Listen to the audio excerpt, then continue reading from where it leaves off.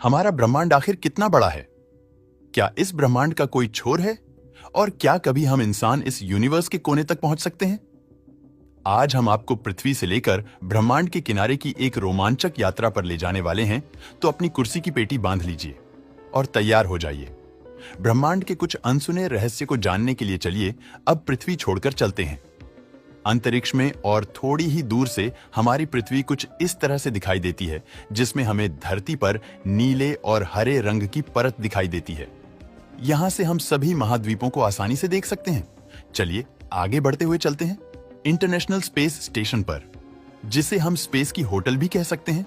पृथ्वी की सतह से करीब 400 किलोमीटर की ऊंचाई पर है।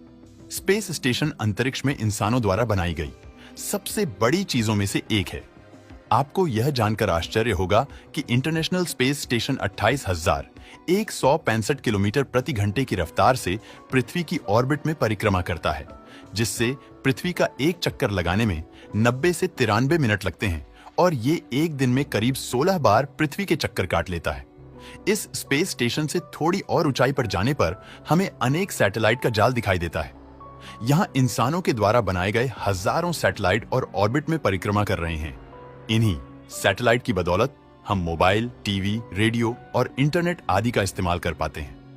अपने सफर में आगे बढ़ते हुए अब हम पहुंच चुके हैं चांद पर, जो कि पृथ्वी से 3,84,400 किलोमीटर की दूरी पर स्थित है। ना जाने कितने अरबों सालों से चंद्रमा धूमकेतु और एस्टेरॉयड की मार झेल रहा है, इसलिए इसकी सतह में कई बड़े बड़े गड्ढे भी पड़ गए हैं।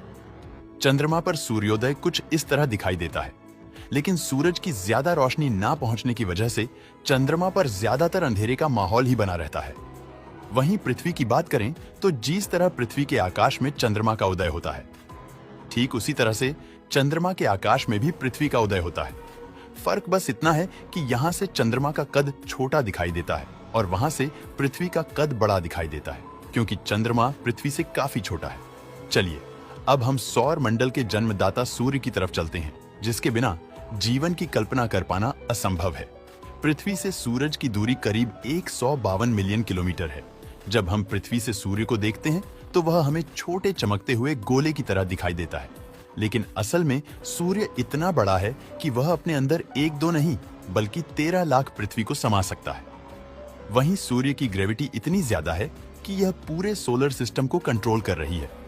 इसकी ग्रेविटी की वजह से मरकरी, वीनस, अर्थ, मार्स, जुपिटर, सैटर्न, यूरेनस और नेपच्यून जैसे 8 ग्रह और प्लूटो और अनेक चंद्रमा व धूमकेतु सूर्य की परिक्रमा करते हैं।